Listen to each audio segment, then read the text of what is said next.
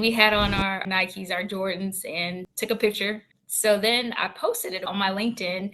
And actually, that day you told me, you said, yeah, tag me, tap into my network.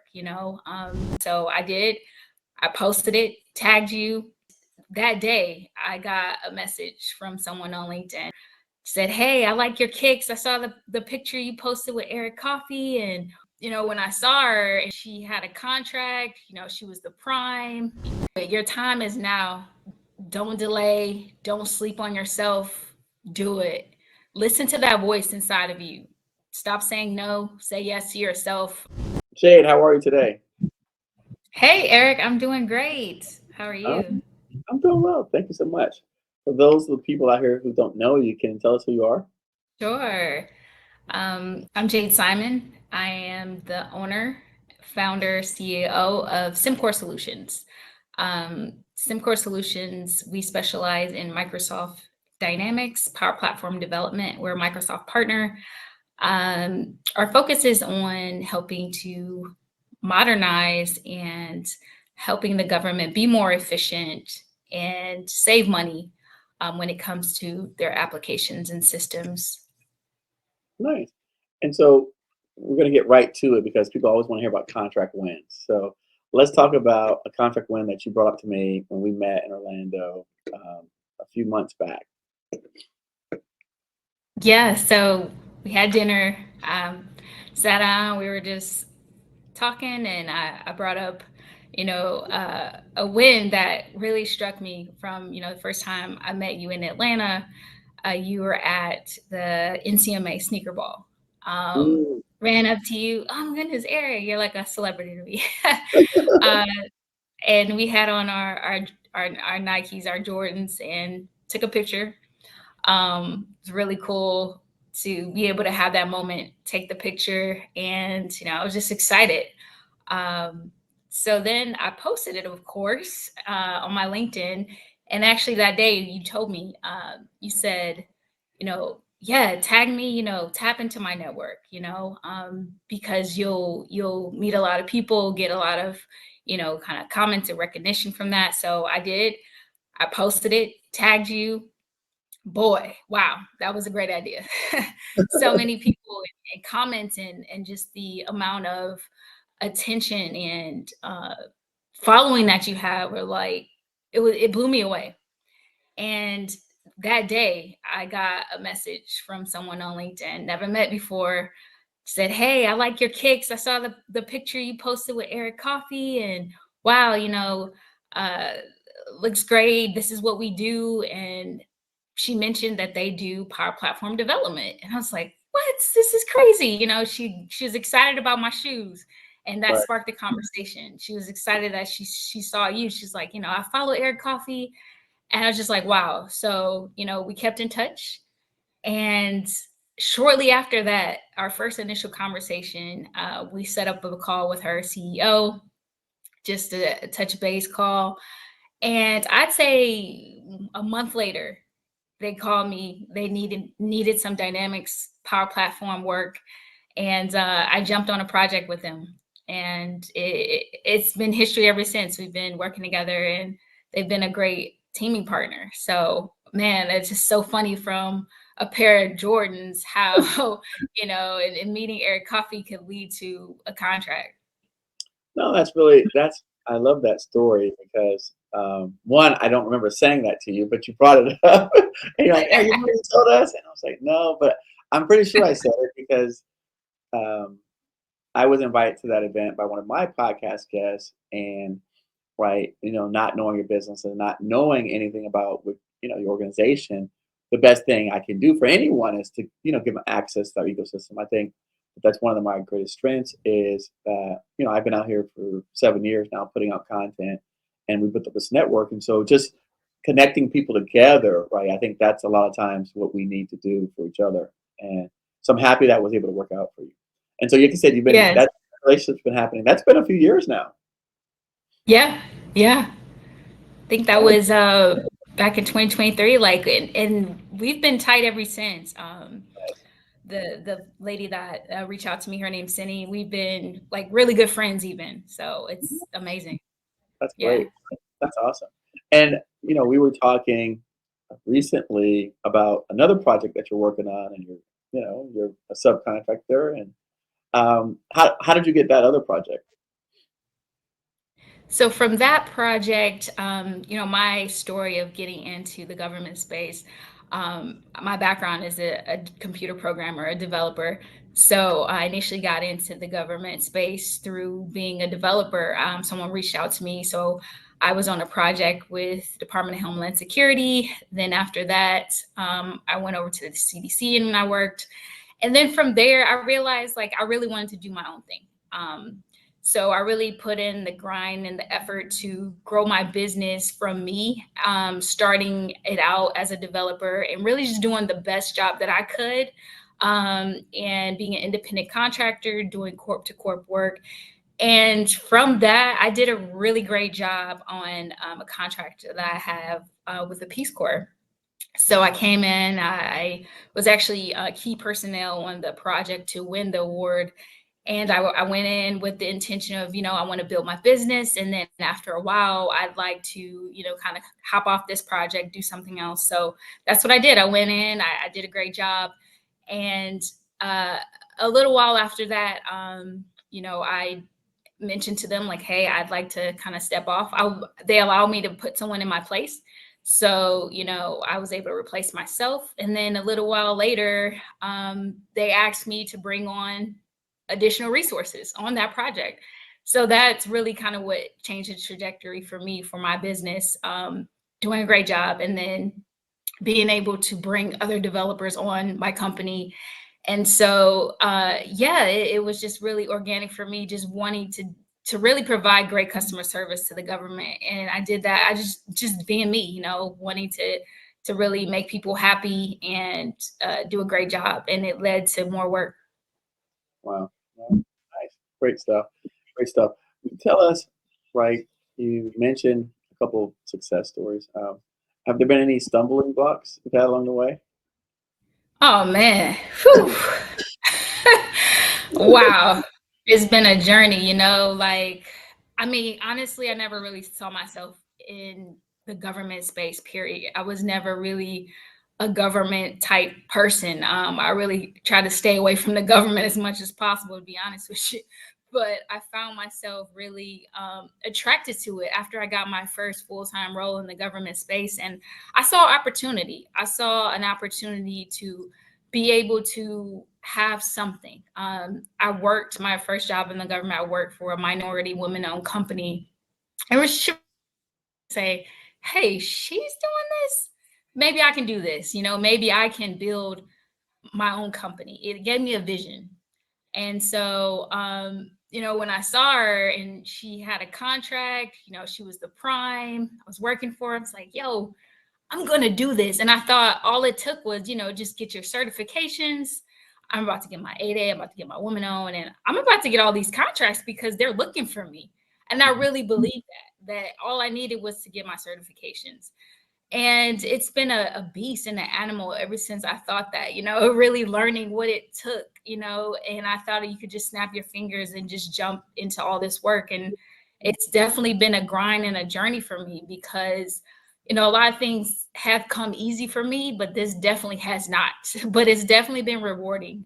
The work that I put in, the slow grind of every day, working and meeting people and just trying to get there.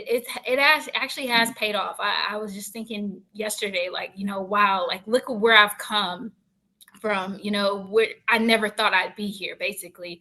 And I'm definitely not even where I want to be, but just seeing the progression of just sticking with it, over time, little by little, I've been able to gain success that I never thought I'd have. Definitely not working a full-time job for someone. So, back to your question of, the stumbling blocks, it's been challenging as a minority woman in this space. It's and being a woman in tech, that has been the most challenging for me because yeah, I rock my skill set as a developer, but it doesn't come easy. It doesn't come naturally. A lot of times I've been made to feel like I don't belong in this space. I don't belong in tech. I don't belong in a space where it's a white male dominated area. You just don't feel like you belong. So when you don't feel like you belong somewhere, it's harder to really visualize yourself belonging there, really visualizing your future and how you could make this work. Um, I have a background also. I took a path of doing cake decorating. My grandma always taught me how to bake and do cakes, right? So I had that as a side business. I could visualize that. I could see myself somewhere baking cakes and doing the peak cupcakes. But when it came to tech, I went to school for, what I majored in, and really trying to grow that side of me, which I'm creative, but I'm also technical. So that took me a while to have a vision for it. And I'm still working through that vision, but I see it, and I definitely feel like it's my calling to be here. And so it's definitely been a hurdle. But the more I talk to people like Eric Coffie and other people and mentors and people I've met along the way that are actually doing it, it's encouraging to me. I had a mentor, Venus Quates, and she was super helpful just to see like a strong Black woman in tech doing things. And when you see other people doing it, it's it's inspiring. But when you don't see anyone that looks like you, it makes it that much more challenging. Yeah, and that brings us to our next question, which, by the way, is the reason why I exist out here. So I can put people like Venus Quates on platforms and give her a stage, a national presence, so that other minority women can come behind and see someone in her position doing extremely well and great things and Yes. everything. Uh, Yes. you're coming down to our conference in Miami. Woo! I'm excited. What are you most looking forward to coming down to Miami? Man, I just, man, I'm at a loss for words, honestly, because I remember looking at your videos, Eric, and I'm like, man, if I ever get to meet that guy, like he just seems so cool. Like I would love to meet him, and to be able to go to one of your conferences, to be in your space, in your presence. Like I want to help with the conference. I just want to be there. I'm just excited. I just know it's going to be amazing. I know there are going to be so many movers and shakers, so many amazing influential people in this space that really want to help other people. The connections, the memories that we're gonna make. It's not even about the work for me. Like I just want to go hang out with people. I just want to meet people and be inspired. There's gonna be other business owners that have been where I am, and they could just keep saying, go Jade, you got this, and that it just inspires me. No, and I agree with you, and I like that part because I think a lot of times we forget that really, the path actually, it's interesting, to being successful is a mental game, right? It's a mental exercise. Yes. We have to fight the devil in our mind about, should we belong here? Do we deserve to be here, right? Have I Yes. earned it? And I find, particularly with women, at least I know with minority women, they're always questioning themselves, right? They're Yep. not necessarily as confident in saying, no, I'm supposed to be here. This is exactly what, Hmm. right? And so I find Yep. that, at least with, the people that I've coached and mentored, a lot of times they're the ones that have a lot more like self-doubt. And I have to point Yes. over and say, no, you're supposed to be here and you have the same skills, the same abilities as anyone else. So for Yeah. me, right, just along the same lines of why I started teaching online and why I started having a podcast was because, and the same thing with the conference, they did not put me on stage Mm. present, and they won't put me on stage at other conferences. And Mm. these people know me, they've been on my show, and they still won't give me a stage. So I had to create my Wow. own platform the same way I did with YouTube and podcast and everything else. And so Wow. now having the conference that I want to have with the people that I want to have, Yes. so that, like you said, Yes. I'm going to bring people in the room that want to do business with you. I'm not going to bring people in the Yes. room that are going to BS you, yank your Yes. chain, and then run you up Yes. there, not return your phone calls, not return your Mhm. emails, right? And they're going to be like, "Oh, I don't know who Jade is." No, they're gonna be like, Right. call me next week. Let's set up a meeting when we get back to the Yes. office right after the holiday, Yes. and we're gonna get Yes. together and we're gonna figure out. I mean, literally yesterday, like I said, I flew to DC this week just to recruit more government speakers for the conference. So I'm Yes. putting my blood, sweat, and tears in it. I paid for the whole thing, right, out of Wow. my money, and I'm hoping to recoup the investment. But I did it because I believe in it, and I believe in the people. I Mhm. believe in our mission to help folks like yourself. And even if you don't have the vision for yourself, I got the vision for you. So you ain't got to worry. I got that for you. I Yes, got yes. it in you because I've seen students of mine who work jobs who now run $5 million organizations. I've seen Wow. students of mine who were working at places that are frowned upon in society, and now they have $3-4 million a year companies, right? And they're employing their former ex employers. They're not Yep. employing them; they're employees of them. Wow.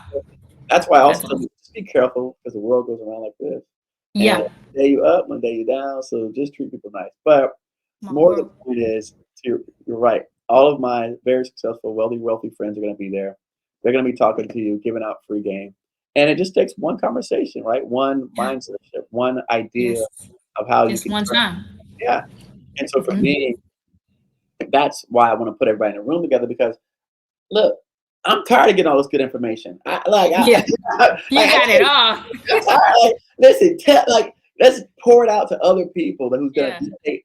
And I want people who are gonna be in a room who are gonna take and do something with the information, not just Yes. sit on it, put it in a Yep. notebook, and like, okay, that sounds good, but not take it back and execute on it, right? And Yep. be able to do something with the information that will contribute to your family, your success, your business, right? Your organization, whatever you are trying to, whatever goals you have set forth for the following year.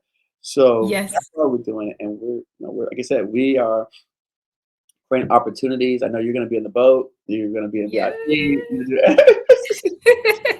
going to be everything. So, by Yes. the way, it's all white party for the yacht. So, Okay, cool. all white. Okay. So, but no, like Nice. we want to create those experiences for people that, like you said, create memories.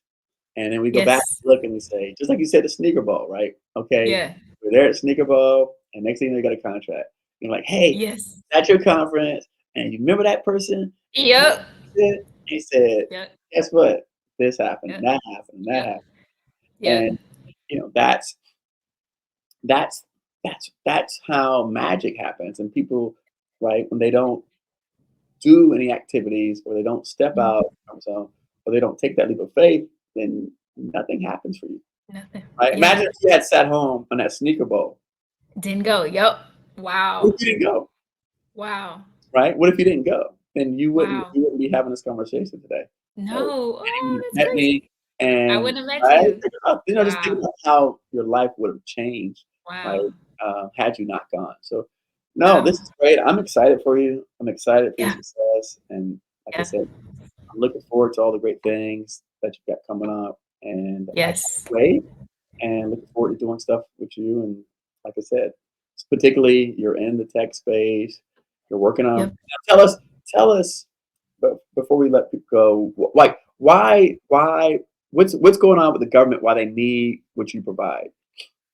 Yeah. So in the government space, what I've seen is, you know, we need to get more up to date in our systems. I've seen where some agencies are still using Excel, emailing spreadsheets back and forth, Mm, paper and pencil, pen and paper. Like, come on, like we have to get with the age. We're in the AI age. So having systems that are automated that will save us time and effort and put our energy toward other things is where we need to be, not bogging down our staff and our government um, employees with unnecessary tasks. And that's where we come in to help automate that. So we're saving you time, effort, money, and just making things easier for people. And these older systems that are antiquated and really, they're slower and they don't even look the user experience is horrible. So we need to get it to where people feel comfortable with the system. The UI is more appealing and easy to use. So that's where we come in. nice, nice, nice. Do you want to share any numbers on any of the wins that you've had? Doesn't have to be the one we talked about. Any numbers? um So I'd say, the biggest win for me thus far has been being able to secure a seven figure contract, and that has been unbelievable from where I come from. A girl from Detroit, and not a great part, and I've come out of, a not so great situation, and now I'm able to say, I got $1 million contract. That's huge for me, and I know that in the future there'll be more, and I just really want to inspire people that can relate to where I'm from, and where I'm what I came from, to be able to say, hey, I'm going to be like her, the way I did when I saw that minority woman owned company, saying, hey, I want to be like her. So I want to be that for someone else. Tell us about family, kids. My family. Okay. So I'm a mom of three. Okay. Um, I have a husband, and my children are 8, soon to be 7-year-old and a 1-year-old, and I'm running a business full time, and it's no joke. So it's a lot on my plate, but I love it. I wouldn't trade it for the world. I love it.